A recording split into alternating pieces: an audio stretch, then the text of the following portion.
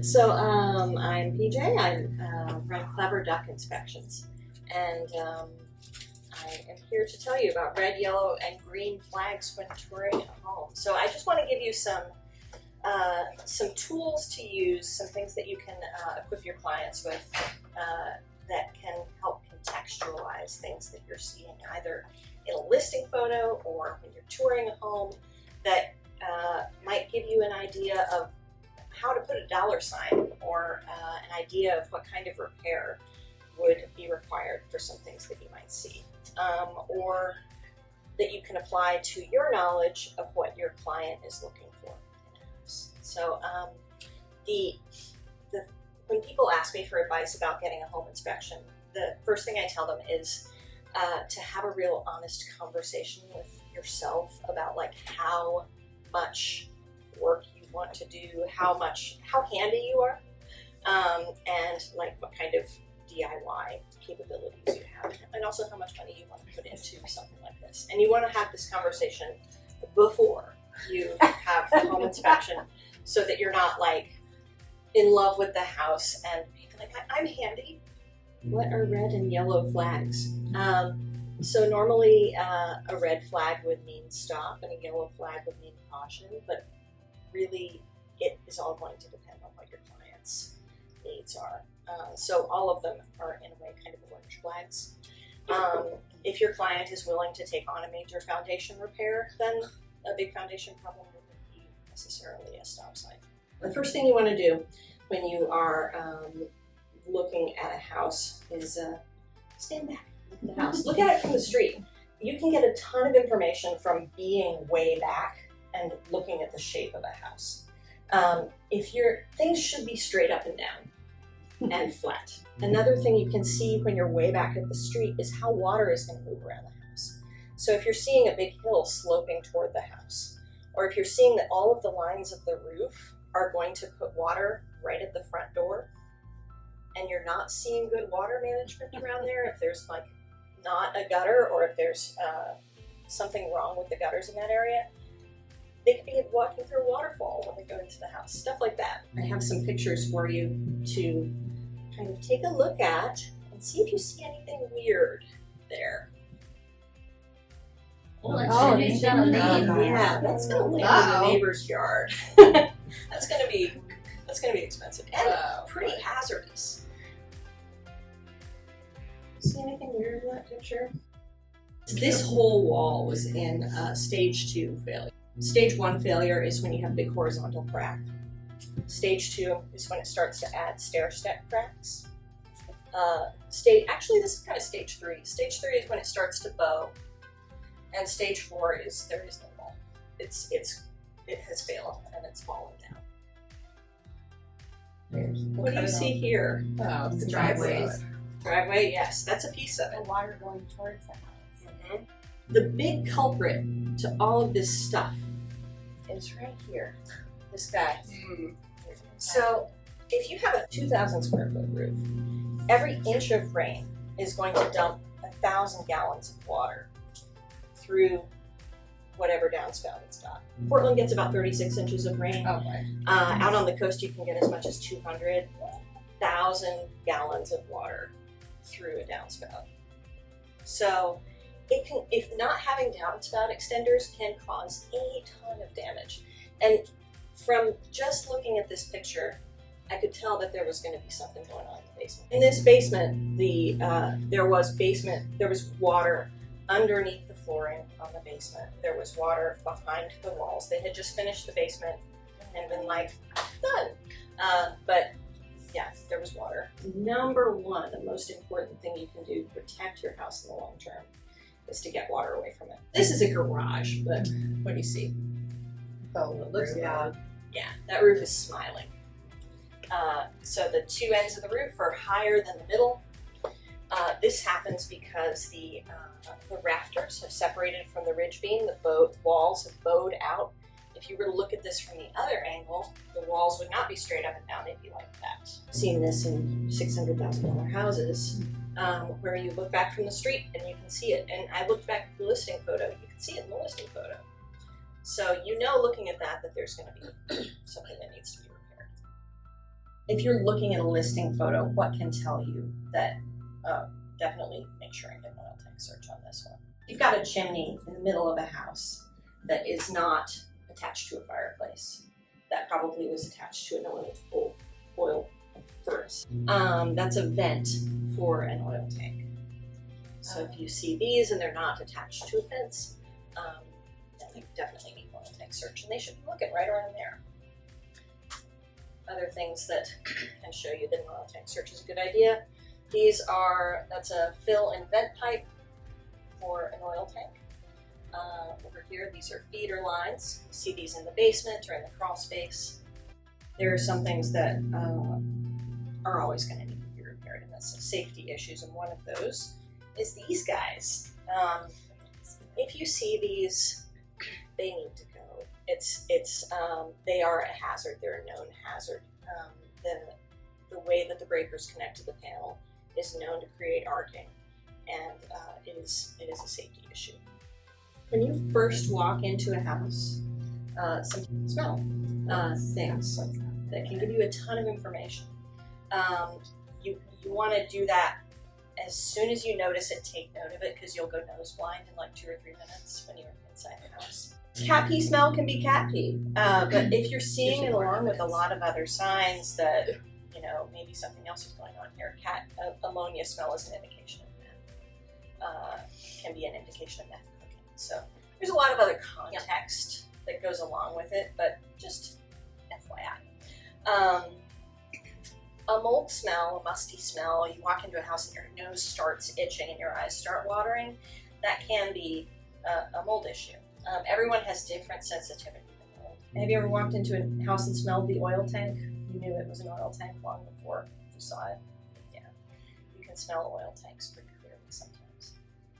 Negative grading. It's so important, and we talk about it a lot, but if you've got a slope toward a house, it's something that can really affect a house.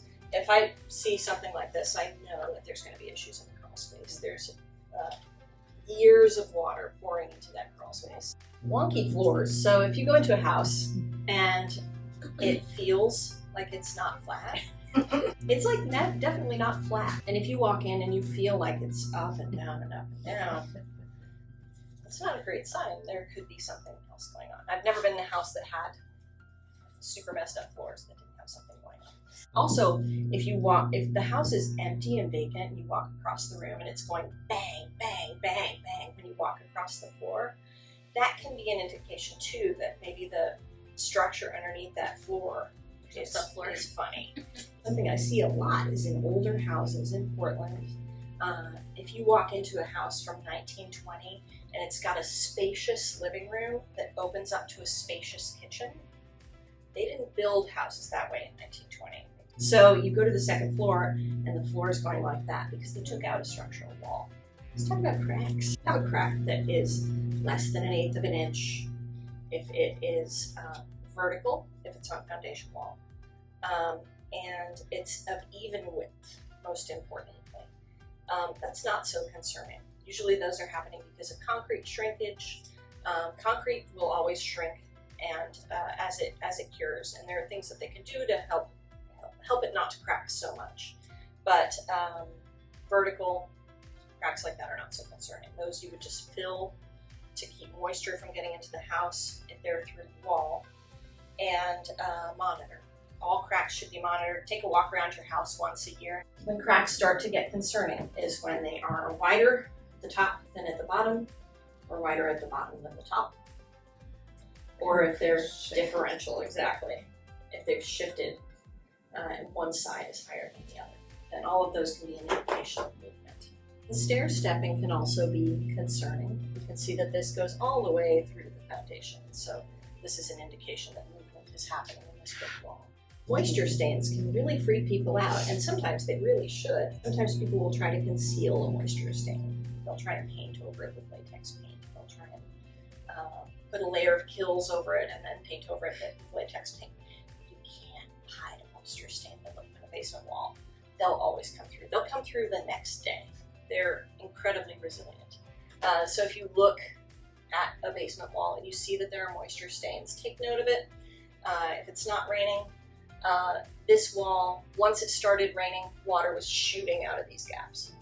If you have a basement wall, it's got dirt on one side, right? Moisture is going to absorb into that concrete wall, and then it evaporates into the basement so that it can lose that moisture. If it's trapped there with a thick layer of waterproof paint, the moisture is going to stay in the wall and it can deteriorate that concrete. This is from an attic that had an air handler in it. So if you've got an attic air conditioner, air handler, high efficiency furnace that has condensate coming from it, you've got a condensate drain that takes the moisture that that furnace or air conditioner produces and takes it out of the house. Sometimes that condensate drain can get plugged.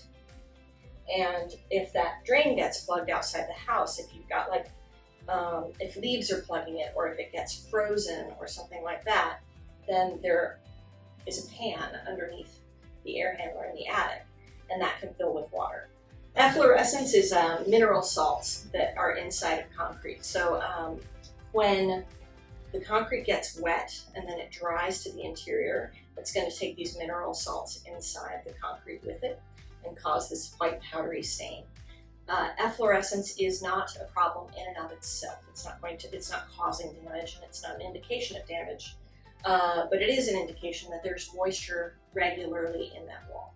Some funky foundations. So most of the foundations we see in the Pacific Northwest are poured concrete foundations. Yay, that's the best kind of foundation. There are other kinds of foundations, and they are not necessarily bad. They are different types of foundations, but some of them require more infrastructure to stay healthy, and some of them are old and deteriorated, and some of them can be more problematic than others. So this one, does anybody know what this one's called? Interior posts. It doesn't have an exterior concrete wall around it. It's those posts that are holding up the house. They're attached to beams that go across and hold up the structure. So ways that this can be more problematic: exterior grading needs to be away from the house. It's more important that there's that exterior grading so that water doesn't run under the house and undermine these posts. If you're not seeing a visible concrete wall, then it could be one of those, or it could be on a slab. It could be a bunch of different things. But if you're not seeing a visible concrete wall, just kind of, what kind of foundation is this? Brick foundation specifically, I haven't personally seen one in Portland that hasn't been super problematic. And similarly, but slightly less problematically than actual brick, is cinder block.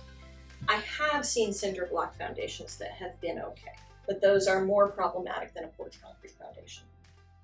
Almost foolproof way to tell if a flip is bad or good: open up the crawl space. Just take a look. If it looks like that,